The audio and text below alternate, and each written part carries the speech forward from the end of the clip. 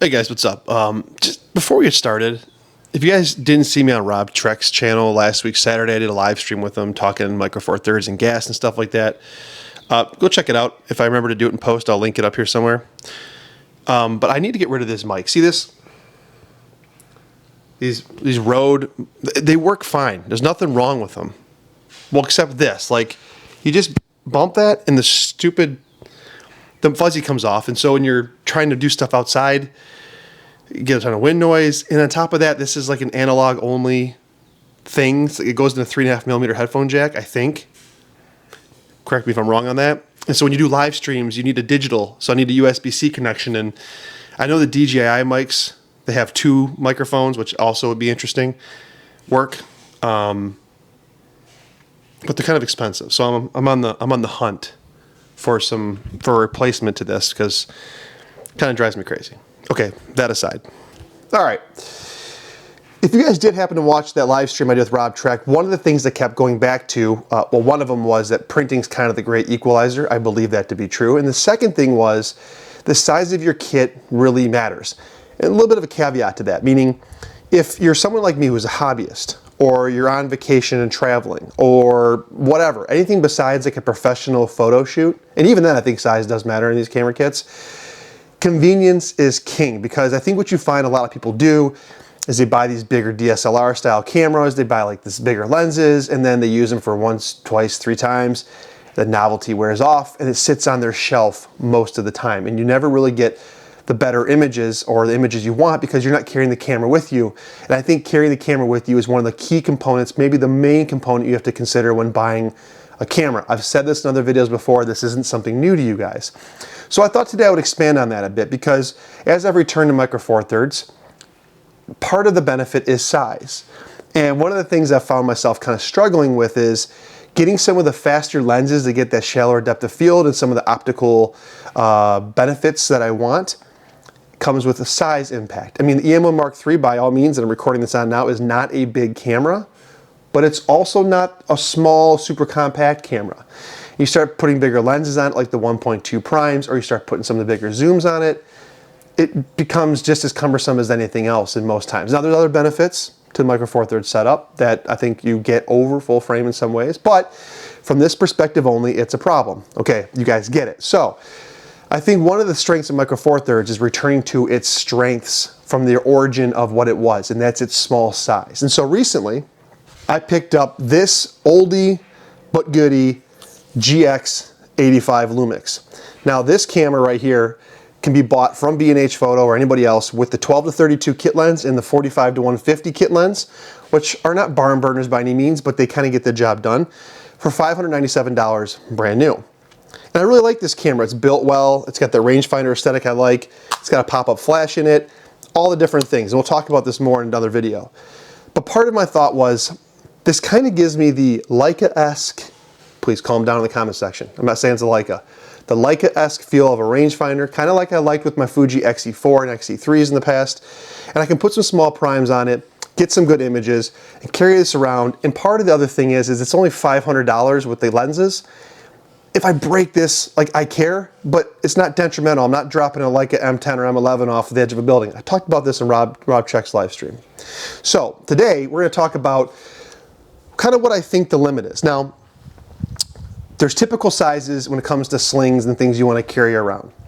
The 3-liter is a very common size. It's kind of small. It's this bad boy right here. This is the Peak Design 3-liter. It's this guy. You don't get a lot in here though, or depending on what you have. It's enough, it's sufficient, but it's not the biggest thing. But I think this to me is the perfect size to kind of sling over your side. You get your kids with you, you're on your vacation, it's not getting in your way. I think this is the right size long term. A 6-liter, I have one of those. A 6-liter, by contrast, carries significantly more. But this is kind of like where I start getting in the realm of, this feels big and bulky and kind of backpacky. And so when you kind of compare the two, I mean, there's a pretty decent difference in size. So the 6-liter only comes with me in certain occasions where I have to carry a bigger lens. I really prefer to do this. If I'm being honest, I prefer to shoot with just my camera over my shoulder and do one lens. But then the problem is I'm a prime shooter, and so one focal length, and if you get like a telephoto, like a super zoom, then you get a bigger lens. different series. So today we're going to talk about what I'm bringing on my vacation as I travel to the Upper Peninsula of Michigan, starting on Saturday, for the next week, and what I'm bringing with me and why. And so let's see if we can do a top-down on this. It might be difficult. I'll go top-down and pack this thing out and talk about what I'm bringing with me. All right, this is a really sorry attempt at a top-down because I don't have the proper setup here where I'm at. But here is the kit we're going to go for. So I primarily like to shoot something wider and shallower. I've talked about this in prior videos. And then have something more for a little bit longer and some shallow depth of field, and then having some of the standard focal ranges covered for like landscape or whatever it might be. And I went with the smallest lenses I have that carry this. So the first thing we're going to bring here is obviously the Lumix GX85, like I talked about. Like I said, cheap camera, 16 megapixel Micro Four Thirds camera. I like the way it kind of feels in your hands. It's got control wheels here and here. You can click the back in. It's got a flash on it. All these little different things. I like that about it. All good. It's got some stabilization. No mic input. Definitely not for sports or wildlife, but all good. And I should probably put a lens on this before somebody freaks out about not having the sensor covered. But that's going to go in the bag. The main lens I'm going to shoot most of the time is this Leica 15mm f1.7. I like this lens. It's small, it's compact. I think it's optically amazing. The fact that the aperture ring works on Panasonic bodies is really good. And so I think for probably 80% of what I do, this is going to be the combination right here. The 15mm 1.7 on this Lumix GX85. And that'll live right in here, just like this. I don't know if you guys can see this. I'm shaking the bed a little bit that I'm on. We're going to put that right in here. Now, the other prime I'm going to bring that I really like a lot is this right here. This is the Olympus 45mm f1.8. You guys know what this is. I like this lens, and so this is going to go right in here. And as you can see in the bag, hopefully you guys can see that, you still have half the bag available. And so I'm bringing those two kit lenses that came with the camera. This 12-32 pancake lens. Let's see if I can brighten this up just a little bit. All right, this 12-32 kit lens right here. How do I get this in focus? There it is.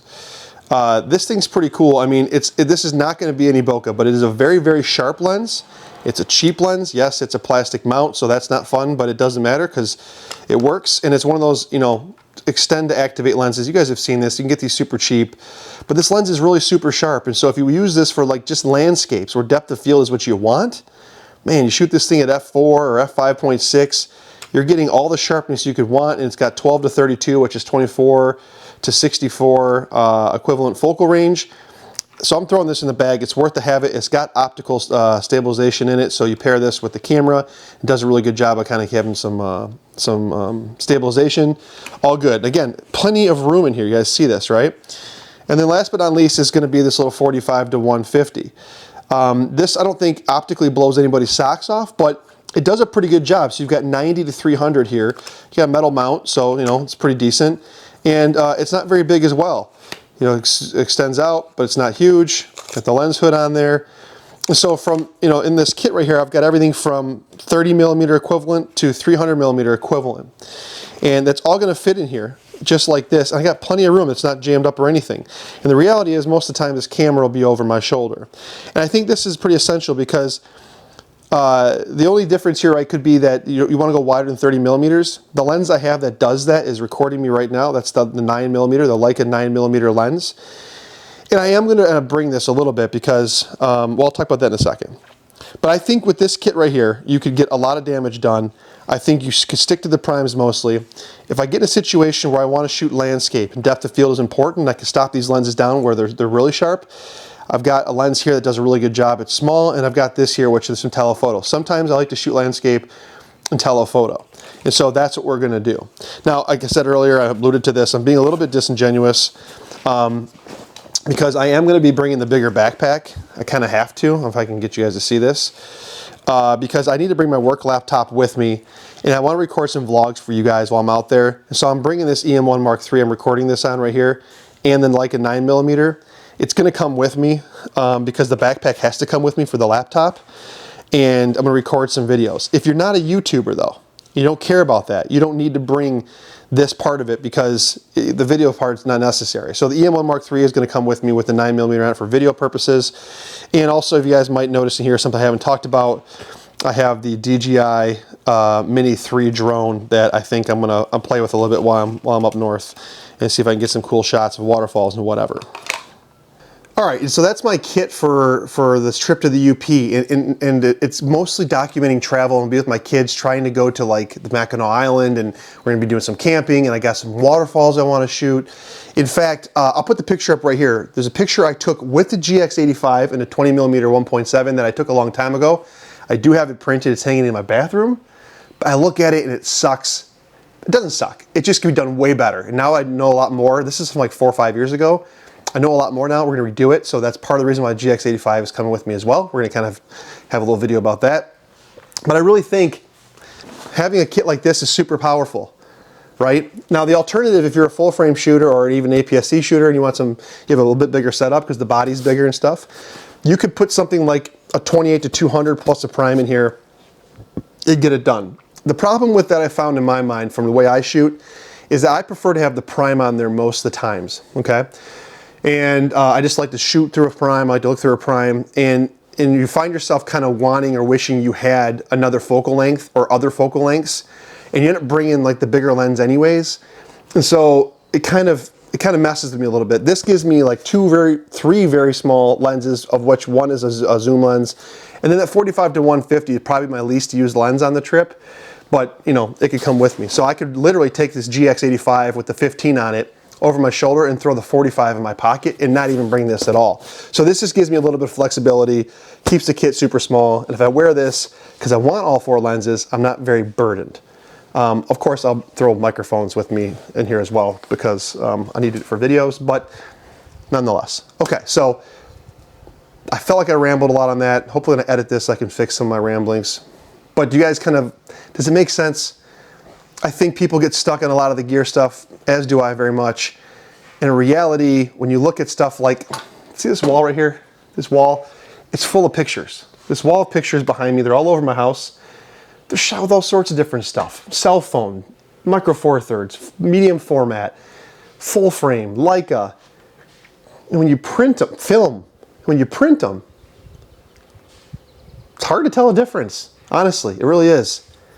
So I think enjoying the trip, enjoying the gear being with you, having stuff that, you know, is light and portable is more important. Or equally as it's more important. It is more important. It's the most important thing. Okay, that's my video for today. I'll see you guys soon. I'm going to try to make a few videos while I'm on this trip, and we'll talk about that.